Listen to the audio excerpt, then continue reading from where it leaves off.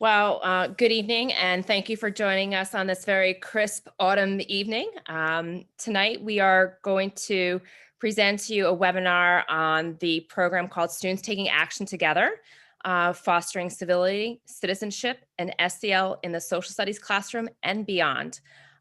This webinar is derived out of the Rutgers University Social Emotional Character Development Lab, and I'm Laura Bond, and I'm joined here by Lauren Fulmore. And we're going to spend an hour together this evening, kind of fielding your questions and giving you an overview of the STAT strategies. Just to introduce ourselves, as Laura had said, I am Lauren Fulmer. I've been an elementary school teacher for the past 10 years. I teach in Summit, New Jersey, and I'm also an adjunct professor. I teach courses related to SEL through the Academy for Social Emotional Learning, a partnership between St. Elizabeth University and Rutgers, as well as some math methods courses through Rutgers University as well, and EdTPA preparation courses through St. Elizabeth University. My research interests are in supporting students who have experienced trauma, as well as fostering equity in schools, which clearly aligns with STAT's mission. Hi, and I'm Laura Bond. I'm an interim K-8 supervisor in Robbinsville School District down in Mercer County. I'm an SECD, Social Emotional Character Development Project Field Coordinator at Rutgers University with Lauren. I'm a former high school and middle school social studies teacher. I have taught every grade but sixth and eighth grade social studies. I've served as an assistant principal at the high school level and at the elementary level. I'm a member of the New Jersey Association of Supervision and Curriculum Development's Executive Board, and I'm really interested in social justice learning, equity, and inclusivity in school. I had a professor in college that asked me to read Paulo Freire's Pedagogy of the Oppressed, and ever since then, I've been, really trying to pursue that aim in education. So tonight we have 4 goals in mind that we would like to present this evening. We'd like to go through the 5 STAT strategies, and we're just going to give you a quick overview. We have some previous webinars that are posted on the lab website, and anytime I refer to lab, I'm talking about the Social Emotional Character Development Lab at Rutgers. So we'll review the strategies, and then we're going to share the scope of our new lesson plans that attend to the New Jersey Student Learning Social Studies Standards and the SEL competencies that align with our new lessons on race, class, and gender. We're also going to share with you some questions and answers from other STAT webinars. So from previous webinars, we'll go over those questions because those might be front and center in your thinking. But then we also encourage you to post any questions in the chat as we go along this evening. And then we will, towards the end of the webinar, we will respond to your questions. So feel free to post any questions as we work our way through the webinar this evening. As Laura had just mentioned, throughout the webinar, if a question pops into your mind, please do use the chat feature in order to ask that question. However, if for some reason we don't address your question, hopefully you provided your email in the chat feature so that this way we can connect and provide you with the answer after the webinar. And of course, if you have any questions after the webinar, don't hesitate to reach out to us. And the email is provided right here on the bottom of the screen. So just to provide an overview, I know many of you who are in attendance may have already had some practice implementing STAT strategies in your classes, or you may have some knowledge of the STAT strategies. So we're not going to belabor by providing in-depth explanations, but instead just provide an overview. Really, I want to provide you with just some background on the theory and practice behind each of the 5 STAT strategies, which are norms, yes, no, maybe, respectful debate, plan, and then an extension of plan, which is called audience-focused communication. The strategies are really intended to be presented in the order that they're listed, as the SEL skills that are taught, for example, in yes, no, maybe, lay the foundation for respectful debate. In addition, they're not an add-on. They're not intended to be standalone lessons, but instead are the vehicle through which teachers can teach existing academic content. And primarily, we're going to discuss how this can be applied to the social studies classroom. However, please do keep in mind that basically these strategies are interdisciplinary in nature and can be integrated across the curriculum in all areas from STEM to art and ELA. So we're really excited because STAT strategies had been in place, and then we kind of took and created a new module related to 3 areas, and they are race, gender, and class. While the 5 strategies can be used to teach any content, in a wide range of disciplines, we're going to focus our discussion, like I had said, on social studies, and primarily focus on 2 areas: current events and historic events, and just how you can use the STAT strategies with each of those. One of the goals of STAT, as you may know, is to empower our students and to provide them with democratic dispositions, skills, and behaviors for a civil, ethical, and just society. And in order to make this possible, we have to provide our students with a safe place and the tools in which to discuss the issues of injustice that have impacted society over the course of history, like I said, historical issues, as well as those that are taking place right now. The STAT team, as I had mentioned, has been focusing on 3 critical areas: gender inequality, racial inequality, and socioeconomic inequality, which I'm sure you can imagine right now are impacting our society in numerous ways. And our students are aware of that. And of course, it's our job to empower them to take action. So what we've done is, if you look at this matrix, we have matrices for the grade band 5 through 8, and then we have matrices, or a matrix rather, for the grade band 9 through 12.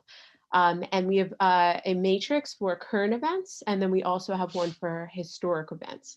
So you'll see on the left-hand side, the STAT strategies are listed. Norms are not listed, as Laura will discuss. They really lay the foundation and are something that we revisit throughout the course of the year, throughout the course of the semester, but they're not necessarily a strategy that we pinpointed for implementation of the race, class, and gender lessons. So you'll see the STAT strategy listed on the left: yes, no, maybe, respectful debate, and then plan with an audience-focused communication extension.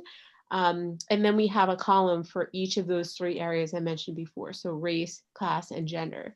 So one of the lessons that we're going to focus on today is, are gangs trying to do good for society? And that would be the essential question that would be taught in a yes, no, maybe lesson on the current event of gangs, obviously related to class issues. And so each of these is an essential question that's really intended to drive the lesson and to help frame the content for that given lesson.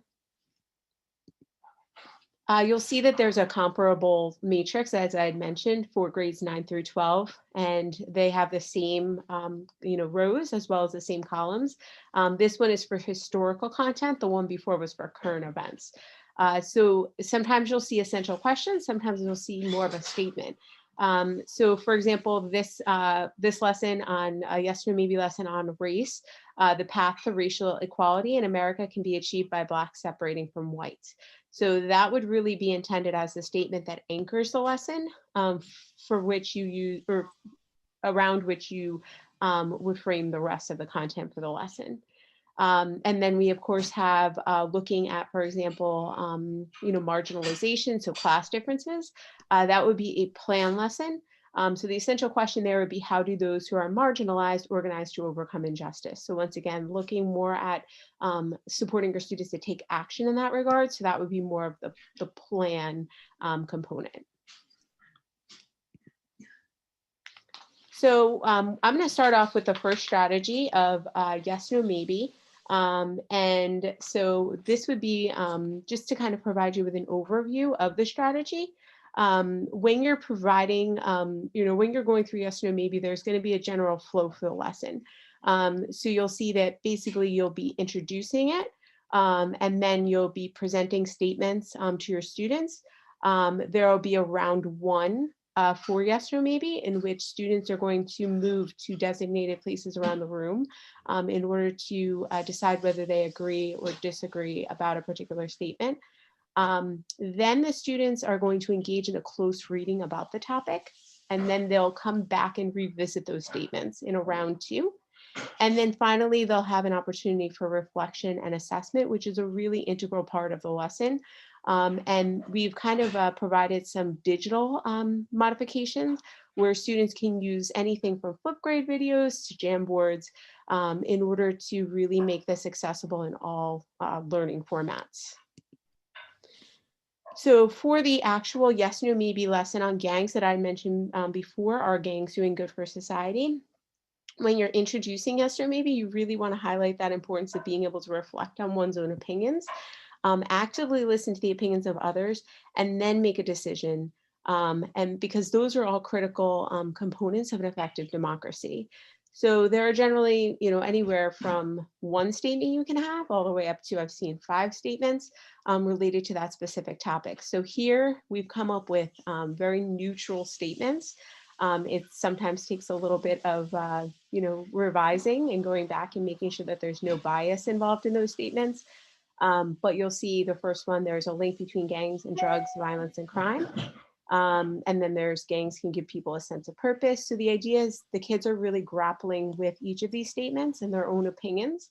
And then, of course, listening in once they meet with their peers in small groups to hear their peers' justification or reasoning for having a specific stance on the issue. And then engaging in some close reading, and that's the ELA integration about that specific topic. And then finally revisiting those statements and seeing, okay, did their perspectives change or did they remain the same? We have links to the readings here as well. So we took one from The Guardian, and then we also have links to where the students would respond and have the opportunity to engage in some reflective writing about each of those statements. So I just want to build off of that last point that Lauren made.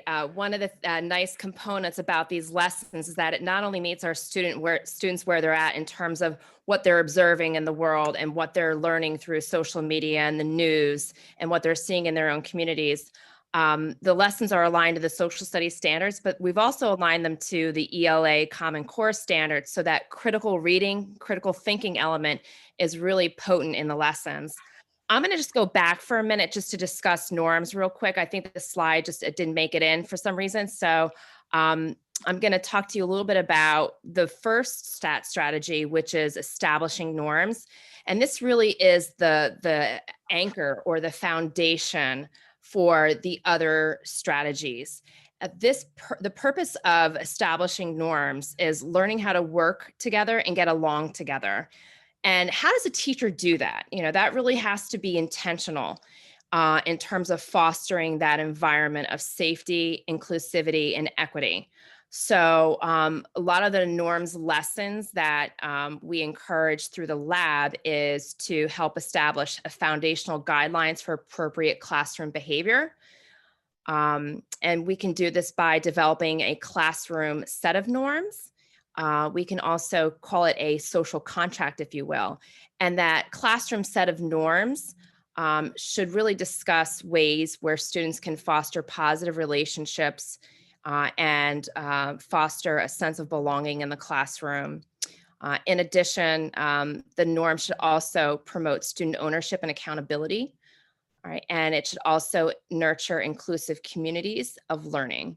So making sure that every voice has value and matters in the classroom. And what I see in my practice as a supervisor right now, my 4th grade team, my 3rd grade team, even all the way down to kindergarten, those norms are posted and very visible in the classroom. So, but this is the bedrock for all the other strategies that Yes, No builds off of to create those safe, inclusive environments where students feel that they can trust you and the peers that they are expressing themselves in front of. Will not judge them, will not respond to them in a way that makes them feel belittled. All right. And the norms really help establish that environment. So it's very important that you do that first before you launch into Yes, No, Maybe, and respectful debate. So going back to respectful debate, that is the third stat strategy. And we have a lesson that addresses the question or the statement. As Lauren mentioned before, the lessons are really shaped around an essential question or a provocative statement. For this lesson, it's about overcoming systematic racism. Um, so we want our students to think about, how do we address this? How do we dismantle systematic racism? So the statement that it reads, policy rather than dialogue will dismantle systematic racism. So this is the question that's going to shape the debate. We recommend that you let the students know a day in advance or a couple days in advance that you're going to be doing this lesson where students are going to engage this concept. All right, and we'll talk a little bit more about why we think that's a good practice moving forward. Okay, so what does respectful debate look like? It's one of my favorite because it's something that I never thought about naturally in the social studies classroom as I was working with my high school students. What I love about this practice is that it really fosters perspective taking and appreciating the opposing points of view, even if you don't agree with them. And the way this is designed, it's designed in 3 parts. In part 1, students will engage the respectful debate by dividing the class into 2 groups. All right. In the first part, all right, step A, you're going to have a pro side and a con side. So you'll have the 2 groups. The pro side starts the debate, all right, presents their arguments on whether policy, all right, will overcome systematic racism or not. And the con side will then summarize what they heard about the pro side's arguments. All right, and then the pro side responds. All right, and they can offer any clarifying points. And then the con side can also respond, all right, with their point of view, okay, and ask any questions, all right, to the pro side. In part 2, now you're going to have the pro con and the side, them switch sides. All right. They will switch sides. And this is really an important part of the strategy because you will have students that will now be in positions that maybe they don't agree with arguing. All right. And this is important because it fosters that perspective taking and it forces them to hear the other side of the argument.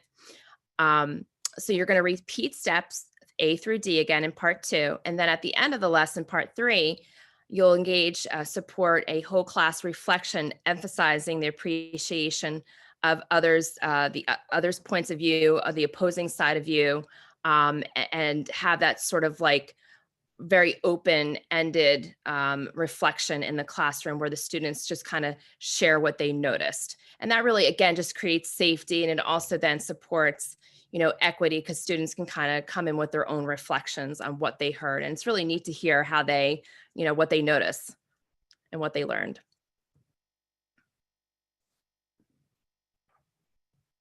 We had mentioned that there's strong ties to ELA, even though this is being integrated in the social studies classroom, or that's how we're discussing it tonight. But this, all of these strategies, of course, can be integrated in the ELA classroom. So I'm going to discuss a book club that I actually had with my own students. I'm a 5th grade teacher, so this could be used with students in grades 5 through 8. Of course, could integrate it in grades 9 through 12 with many books that have social issues at the heart of them. And so this particular book basically discusses, several students who don't fit in or who are different for a number of different reasons, having moved here from other countries, eating different food, and just them really navigating those differences and trying to, basically interact with one another. So the way that I went about this, and that's kind of the beauty of these strategies, is they can be adapted to your particular setting and to the needs of your specific students. So I had a provocative statement. You shouldn't assume things about a person before you know who they really are. I basically had students who had already read this book, Save Me a Seat, and they were grouped in a book club. I had, students reading different books as well, based on their, particular reading levels and interest. They were all social issues. And so the 4 students in this particular book club, I had 2 that were assigned to take the side of one student, so essentially the pro, and then 2 students took the side of another student, so essentially the con, that Laura had mentioned on the previous slide. It followed the same pattern, our respectful debate, as the 3 parts that Laura had mentioned. And the students, during that second part, they switched sides, where that was really powerful perspective taking, and really stepping into the shoes of that particular character. So oftentimes when we read a book, we often really identify with one character or feel that one character is right and another one's wrong, right? Having a protagonist and an antagonist.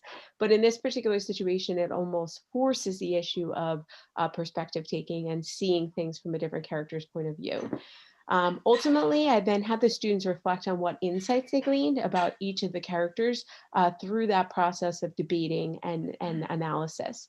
So they really engaged in a close reading. It was many, skills that tied into our literature unit that we were doing, but I was able to also integrate and really focus in on the social issue here of differences and, being able to get along with other people who are culturally different than you are. Yeah, I'd just like to emphasize, that adaptation of respectful debate for the middle level is really thoughtful and the use of connecting to ELA standards. But I really like the overall purpose of respectful debate is to promote perspective taking, which then fosters empathy. And those two all kind of converge to support, fostering a more civil society and helping students, young adults, learn how to talk to each other when they have opposing points of view in a civil manner.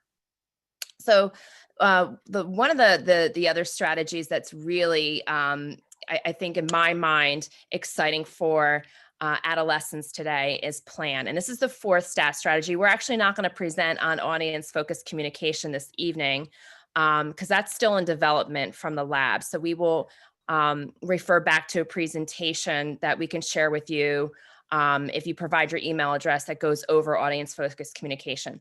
So schools, operate to promote a democratic society, and problem solving is a natural, hardwired neurological ability that we have. And we know, and we hear in our classrooms that students want to contribute. They want to foster the change that they'd like to see in their world. So PLAN is a problem-solving strategy and social action strategy that will allow students to express their learning in this capacity. So PLAN has 4 steps. It starts by creating a problem description.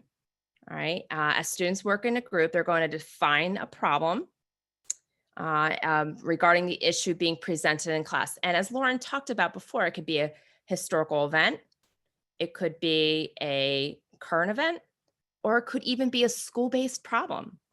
In the second step of PLAN, students work in small groups to develop a list of options to solve the problem. All right. And in step 3, they actually have to come up with an action plan to solve the problem. All right. And then they actually investigate, if it's a historic event, how the people of the past developed an action plan, and they compare their plan, all right, that they're proposing as a group to the historic plan to see the differences and distinctions and really explore why the historic group went in one direction where there were other alternatives. And then at the end of PLAN, the students work to either present their presentation on their action plan, but one thing we'd like the students to do in the classroom is to foster an appreciation of the successes they experienced in working as a group, especially around their action plan. What do they notice? What were the successes, and what are some areas for growth as they develop action plans to solve problems, and how did the group contribute to the successes along the way? So just very briefly about audience focused communication, one of the ways that it springs out naturally from the PLAN strategy. So after the students develop their action plan, they can present, all right, their action plan to an authentic audience. And audience focused communication, here's an example of a summative assessment that really helps support teachers to foster effective speaking skills, public speaking skills for their students. Because ultimately, in a democracy, we want citizens to go out into their communities and speak about problems, present information to make change and to affect change. So, this particular summative assessment walks teachers through a 5-step process. And one of the things that we'd like to do is think about having targeted audiences. So in step 1 for a summative assessment, you'd want to target the audience. Who's the audience going to be that your students are going to present to? In step 2, are you going to consider what you'd like your audience to do with the information? So that's important for students to engage as they present, all right, to a group that's an authentic audience. What do we ultimately want you to do with this information? You're going to establish levels of comfort, all right, as students engage the public speaking process, maybe have them rehearse to get familiar with different levels of communication and the styles of expression, different tone, body language, and you can have them practice that. And you can, again, the rehearsal in step 4, preparing for the presentation, will help build their competence and confidence to get that feedback, and then they deliver the presentation. And we also have some suggested presentation assessment criteria that you can incorporate into the summative assessment that's a little bit more global in nature. So just to kind of forewarn you, the questions that we're going to share next with you are from previous presentations. And these were from teachers, supervisors, and district leaders. Lauren, did you want to add anything on top of that? I just encourage everyone who's in attendance, as you're listening to these questions, they might kind of spark other questions that you have. And like I'd mentioned, I know many of you are familiar with these STAT strategies, so you might have really specific or nuanced questions. So we encourage you to ask those questions. So I'm going to start with the first one. So how necessary is it for students to argue both sides during respectful debate? So it's definitely necessary. As you saw, the 3 parts that we have there, being able to perspective take, which then eventually leads to that building of empathy, as Laura had mentioned before. The only way to really make that happen is by having students engage in the pro side and the con side of the argument. And so it's really allowing them to see that issue from both sides. So if we're looking, for example, if we were to take that lesson on systemic racism, and you have a student who really strongly feels that, policy needs to change in order for systemic racism to be disbanded, well, I think that their views are going to, they're going to glean further insight by being able to see it from the opposite side. So maybe we don't need policy to change. Maybe we can just have some really effective dialogue that will influence other factors that will ultimately disband systemic racism. In addition, it really allows the students to engage in some deep reflection on their own opinions when they consider both of those sides.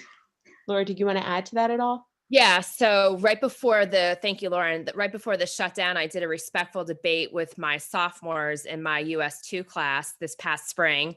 And I was surprised during that reflection piece, a lot of them shared that they shifted their position, their original point of view, by listening to the opposing point of view, or either standing in the position that they didn't agree with. So it was really neat to hear that. I was really floored by that.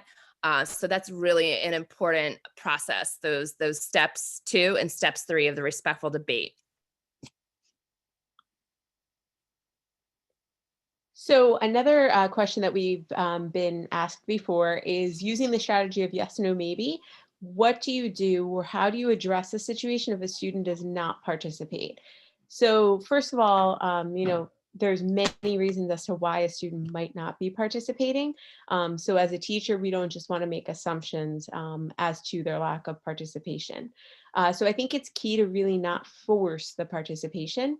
I would encourage you, since there's multiple parts and multiple rounds, some really natural breaking points in the strategy. After the first round of yes, no, maybe, just pulling that student aside to really uncover the reasoning as to why they're not participating. If you notice, for example, that it's an issue that's really stirring up some emotions for them, then that's the time where you really want to consult your mental health professional in the school building, whether it's a guidance counselor, school psychologist, to be able to provide that student with the support that they need. And if, on the other hand, that a student is just, really disagreeing about that statement that you made entirely, then I think that it's our job to model being able to handle that kind of a situation with care and concern, and really just underscore the importance and the need for them to be open-minded, because the only way for them to learn is to be open-minded and to be accepting of different views and different opinions on a specific statement. Laura, do you want to add it all? Yeah, and I think that's why, the idea of being open-minded, I think that's going to be a foundational component to the norms that you develop in the classroom. So it's always good to revisit the norms right before a lesson. If you feel like that's needed, you could do it the day before, but it's not a bad idea to always go back and revisit them and just remind students, like, what are the working protocols for having courageous conversations about the issues that shape our society and impact, us in the school. No, those are great points, and just really a way to show how these strategies build on one another. So while it's not mandated, we do encourage you to present them in the order that they're suggested. So the other question too is, how do you integrate stat strategies with an existing SEL framework? So say, for example, your school has a specific problem-based framework, problem-solving framework rather, in place, or they're using an SEL program. So that doesn't mean that you have to do something extra, or that you can't necessarily pick and choose from the stat strategies in order to kind of pair them with that existing SEL framework. It's really up to you as a teacher to use your discretion and your understanding of that SEL framework in order to pick and choose the appropriate stat strategies to use and to modify them in the way that you feel is going to work best for your students. The stat strategies are only one way that a teacher can integrate SEL into their instruction. Of course, there are many other ways, and many other research-based programs out there. So if your school has an SEL program in place, you just want to pick and choose the stat strategies that are going to complement that program. So an example would be that if your SEL program has a problem-solving framework in place, then maybe you would just use yes or maybe and respectful debate with your students, and then just continue to use the problem-solving framework with which you're familiar. Laura, do you want to add anything? No, I think you really hit the nail on the head. And I think that's good to kind of underscore, because there are some schools that already have a problem solving framework or sort of like a character ed program that might even push into that. So just making sure it complements. So just, I think you really attended to what, we need to do in terms of implementing it when you have an existing program. Excellent. So another question we received in a previous webinar is it more effective to model these strategies first with a small group or the whole class? I think this is truly a preference of the educator. So, yourself as a practitioner, your teachers. If you think about it as a supervisor, a small group could help a teacher who might be a little bit nervous in terms of implementing the strategy. It would help build their confidence and competence. But just make sure that they plan it ahead of time and they're clear on the sequencing of the steps, because it can get a little bit tricky in the implementation. But I think it's a good strategy to ask students for volunteers to come up and kind of model in front of the class. So if you want to use a small group in that capacity, that would be great. If you feel bold enough to dive into whole class implementation, see that as a practice run. And then one thing I did with the respectful debate is I sought student feedback on what went well, what can we do differently. So that's another great suggestion.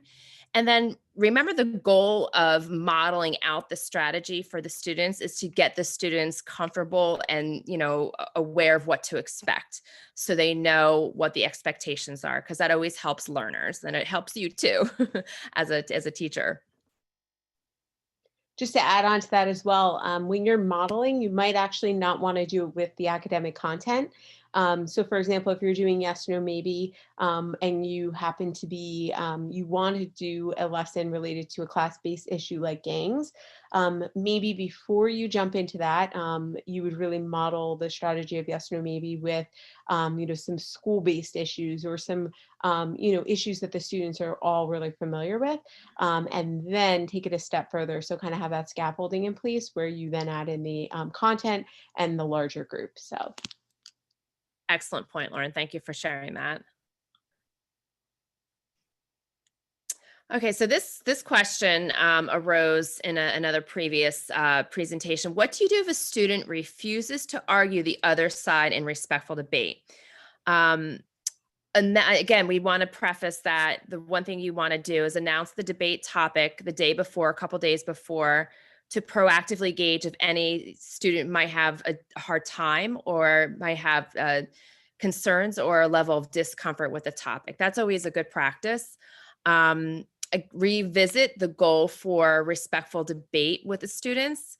Respectful debate isn't about arguing, but understanding the merits of the opposing sides of the debates. Students can disagree and refuse with that side of the debate, but you should still ask that they be open-minded. So if you feel the student can go through the exercise, just ask them to be open-minded.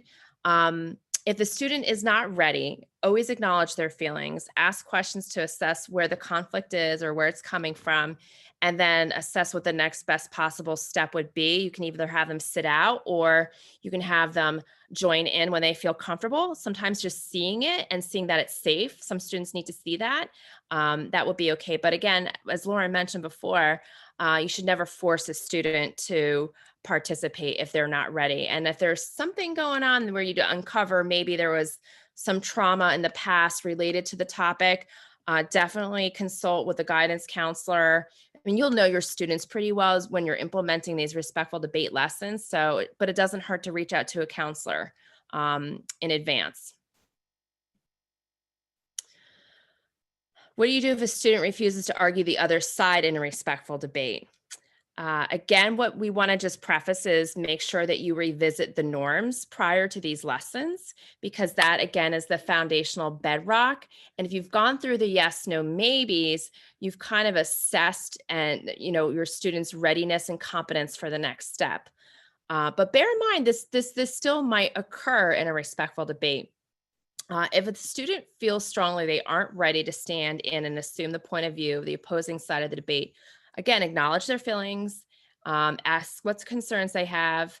You can even have them ask them to watch and learn if they don't feel comfortable participating. Meet the student with empathy and where they're at, and offer an alternative assignment if needed. But I would suggest that alternative assignment be related to the topic. And help them to see possibly both sides of the argument if they're ready. If not, you can discuss with the student what would be appropriate. But again, I think there's a balance that we walk as educators. You want to slowly push them and to help them grow that growth mindset to be more open-minded about some of these issues. I think it's important to always circle back with the student, as Lauren said, pulling the student aside just to kind of gauge where they're at. Debrief with the student after the lesson and seek out additional information from the student if they want to sit out for a portion of it. Just, touch base with them afterward and say, hey, what were your observations? What did you notice? What do you think about the next time we do this? You can even have them, reflect on those questions in that discussion after class. Lauren, did you want to add anything? No, I think you pretty much covered everything. So. Okay, so what if somebody agrees? This is a question that came up in the previous webinar. What if somebody disagrees with how the question is posed? Meaning, for example, what if somebody says there is no such thing as systematic racism? How do you respond to this? So again, as Lauren prefaced before, this is a point of view that needs to be addressed with care and concern. Always announce the lesson a few days ahead of time to gauge any concerns to get ahead of this. Frame the lesson content ahead of time for the students and ask them to come to you. Be proactive about this if they have any concerns. So those essential questions and statements, you can have that posted on the board a couple days in advance and just remind the students that, on Friday we're going to be talking about this topic. And students usually do. If there's a concern, they usually do come to you. Revisit the classroom norms. Always approach the students with concerns with curiosity, safety, and reassure them that their concerns are really an opportunity for you to learn more about the student, where they're coming from. So again, never be dismissive, just see it as an open learning experience for the student, because again, your relationship with that student matters, but you also want to challenge them as well when they're ready. So if you have a student that's ready, all right, and you think that they might be willing to be open-minded to learning that, yes, there is something such as systematic racism, all right, and that this is not something that people go out and just do on an individual basis, that the institutions, organizations in our society have policies that perpetuate racism. So remind the student that part of learning is to be open-minded and to learn new information. The lessons contain information that helps students learn what systematic racism is and how it operates to perpetuate racism. Um, you might say something like this: yes, that is what some people think and believe, but I ask for your permission to remain open-minded as we engage information and learn people's stories on the topic. So just posing a question, can I have your permission? I think that's a safe way to kind of gauge if the student's ready to be open-minded. I think independent from the activity, it's always great to have a reflective conversation with the student. So that could be a meeting during lunch, or a private conference. If it's a Zoom conference, I had a Zoom conference with a student in spring about a sensitive topic, and it's really where they kind of opened up, and we met a couple times and talked about, their journey through their learning about the topic, that challenged their thinking. Okay, so this can happen as well. This is and I think it's a natural occurrence. You've built a safe environment. You've gone through a strategy called yes, no, maybe, where you've empowered students to take a stand publicly in the classroom. You've fostered an environment where students can hear other sides, all right, and develop perspective taking and empathy. And you will have emotions come out in these lessons. There's no doubt about it. And that's a good thing. That's a good thing. We need that to happen during the lessons and in the classroom, because when you connect with your emotions, it's authentic. And those are powerful learning experiences. If you sense that the lesson topic is going to push the feelings and thinking of some in the classroom, meet with a guidance counselor or supervisor to walk through your concerns and get some advice. They always have some good tricks and tips in their minds, and they might know the student, and you might learn something about the student's past that you weren't aware of, or a couple of the students in the classroom if there's a concern socially outside the classroom that you might need to be aware of. But your supervisor will also have good suggestions on how to handle these lessons if you have a concern. We encourage some lessons to be taught with a guidance counselor or a team teacher. All right. If you are a middle level teacher, you might be teaching on a team to support safe student engagement and a trusting environment.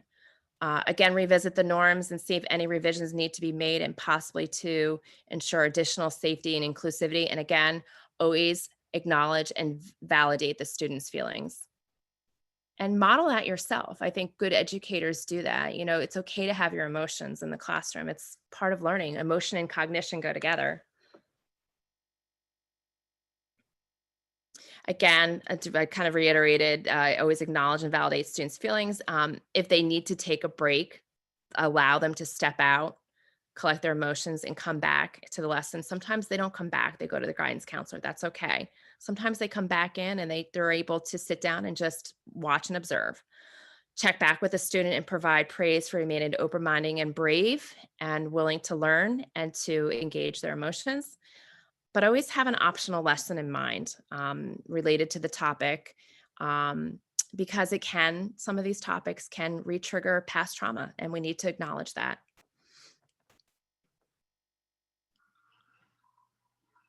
Okay, this is a great question. How do we get buy-in from the administrative team? I always think it's great to invite the administration in to observe a lesson. Show your supervisor and administrator a lesson plan and get their feedback. That's always, oh, what are you doing here? I see this is a very interesting lesson. So it's a great way to engage them on your work in the classroom. Co-present with students the merits of STAT at a Board of Education meeting. So after you've gone through all the strategies, have the students work with you, present at a Board of Ed meeting, talk to the superintendent about that. Next, you can have them share out their learning and reflections from a STAT lesson. You can share that with your supervisor. You can share that with your colleagues, your building principal. That's always a great way to showcase the learning and to get them interested. And then invite them to the STAT website, or actually the SCCD website, and have them reach out to somebody at the lab, and they'll get back to them. So it's a great way to connect with Rutgers University's SCCD lab. And we know plenty of schools and districts who are implementing STAT, who we've partnered with. So if that would leverage some support from your administration to know other schools are successfully doing this and really seeing benefits among their students, we can always, support you in that way as well. So another question that we just, Dr. Elias, who is the head of the lab, Maurice Elias, came to the New Jersey Association of Curriculum and Supervision and Curriculum Development executive board meeting that we had in early November. And a district level administrator shared how they got started with STAT. And they started with norms. And this administrator thought that this was a good place to start, since it's a universal to group dynamics and directly helps groups to learn to work together through challenging conversations. So, and I believe they started that either as a leadership team or they did that with the Board of Ed, but either one works. Also modeling out a norms activity, maybe at a faculty meeting, and then present the rest of the strategies at a faculty meeting or to the administration or Board of Ed, can foster interest and provide a path forward to potentially bringing the STAT strategies to your district. So those are ways that you can get started. But again, feel free to reach out to the lab. I know the Metuchen School District is doing a lot with STAT, so they would offer a lot of good advice as well if your superintendent knows Dr. Vincent Caputo. And I think also not feeling that it has to be that big that you're starting. I think those are great goals.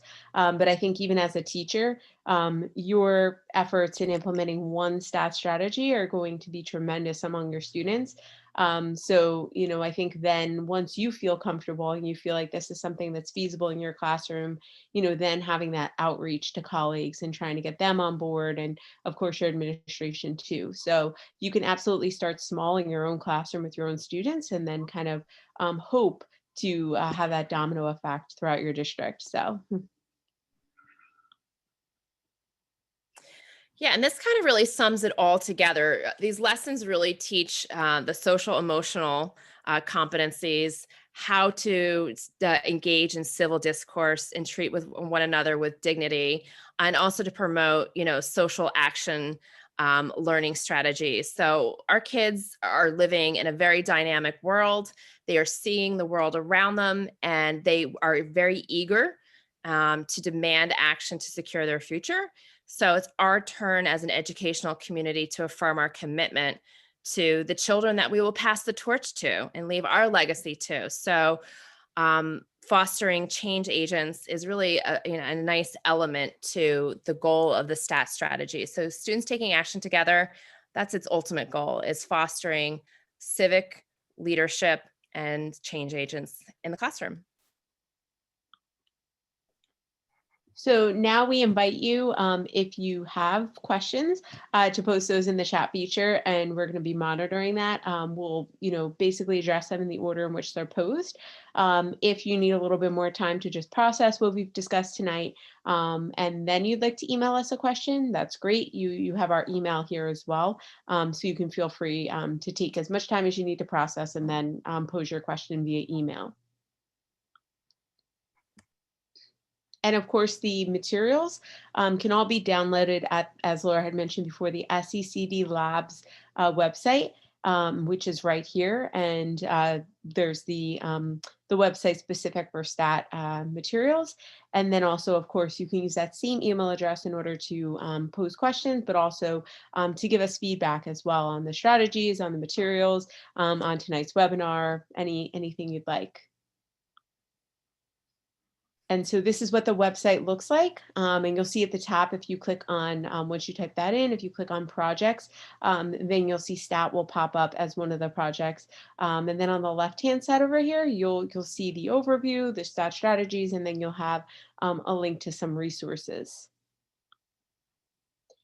And something very exciting is that we do have forthcoming in the spring, 2021, we've been working with ASCD, and there will be a stat lesson plan educator resource book that will be hopefully put out in the spring. And that will Yeah. be related to the topics of race, class, and gender. Yeah, so those lessons are currently not available at the SCCD Lab website. So you'd have to buy the book in the spring once it comes out to get access to those lessons. So, and I think that the nice piece about STAT too is that it's something that you can, strategies that you can apply across the curriculum and within your building community and different practices, whether it's guidance, all right, or even in IRNS processes. It's a way for student council or your co-curricular clubs to foster more inclusive conversations around bold topics.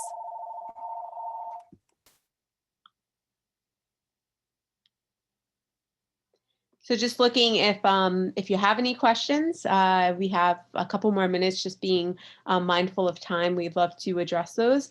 So just popping those in the chat feature would be great.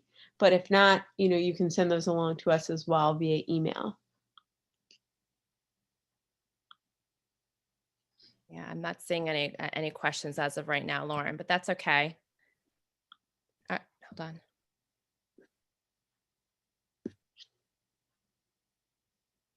So I'm seeing people need some time to process, which is great. I know there's a lot going on right now, but definitely would encourage everyone.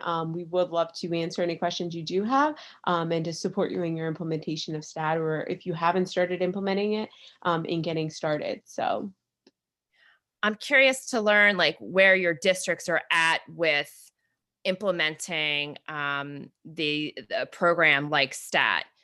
I think that would be interesting information if you want to share that in the chat, because I always think, districts and communities have different contexts.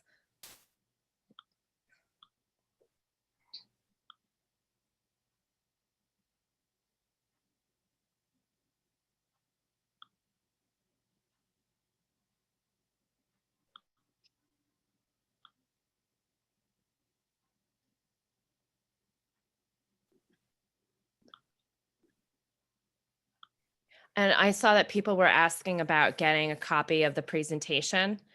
We can also either email that out to somebody from the lab by the end of the week and get that to you. I see Patricia has a great question.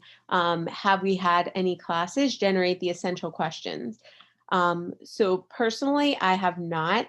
That's been more of, as a teacher, kind of the thought that I put into framing the lesson really does is derived from that essential question and then generating the statements and so on.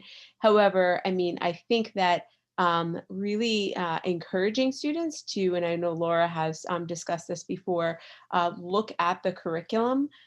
So specifically, if you're looking more at the historical lessons and really see what is it that they're interested in. And then, of course, I think that you can support them in generating those essential questions that will then drive the lesson. So I think that, as we all know, students are motivated by things that they're interested in. And I think it also empowers them. So giving them that opportunity, but of course, providing the support and scaffolding is definitely an option.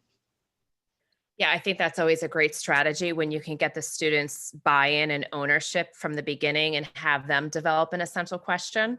around a topic. You can give them a couple topics and then have them look at the curriculum and see, what questions you could build off from. That's probably a lesson or two. So you have to build in time for that. But again, when the students have the ownership, you wind up buying time on the end or finding time on the end because the students are just so interested and motivated. So, but no, that's not part of the stat strategies, but I think it's something you could build into possibly parts of plan. Certainly that would work for parts of plan where the students are looking at a problem. You can have them come up with a problem, especially related to the school community. So STAT really operates around, problems in the school community for debate, yes, no, maybe, or a plan, a social problem that they want to solve in the school, historic events, or current events. But a school-based problem would be a great way to kind of foster that sort of approach. And I think the beauty of STAT, for anybody has started integrating it or is really familiar with it, is just that there is no right or wrong way to do it. And there really is a lot of flexibility, which to some people can be very scary who are used to using scripted lessons and really, like led curriculum. But I think that with the STAT strategies, there's a lot of freedom and opportunity to have students have choice. Yeah, so Anissa was sharing, she's on the culturally and linguistically responsive teaching team. It seems quite similar, but only presenting to teachers right now, but we are new. So definitely, Anissa, if you want to reach back out to us, we'd be happy to leverage your efforts in your district. What district are you from? Hi, everybody. I'm Anissa. I'm from Franklin, Franklin? in Somerset. Yep. Awesome. Yeah, that's not too far. I'm down in Robbinsville, but yeah, I mean, please feel free to reach out to somebody in the lab. They can put you in contact with Lauren and I. Sounds like you're doing good work. And Warren was sharing, he's a 6th grade social studies teacher in Summit. We're kind of moving towards integrating some SEL learning at the middle school level. So we're trying to wrap our heads around ideas and strategies. So this has been super helpful. So I'm glad to hear that. Definitely reach out. Lauren's in your district, so she's a great resource. And I know some of the work that, Warren has been doing, I've been privy to with the Keys to Success program. I know in the 6th grade has been implemented, which has many of the tenets of STAT. So. Yeah, I mean, our district in Robbinsville just made a huge commitment to it this year. It's one of the district goals. So I think a lot of schools are, just starting to really begin implementation. So we hope that these resources can be helpful to you in your school buildings. So just reminding everyone, our time tonight is coming to an end. We really appreciate at such a busy time of the year, you taking the time to be with us tonight. We hope it was helpful, and just keeping in mind that, if you have our email there and you have any other questions or need additional resources or support in implementing STAT, please don't hesitate to reach out, as that's what we're here for. So. Thank you, everybody. Have a good evening. Thank you. Holiday. Happy Thanksgiving and have a great evening.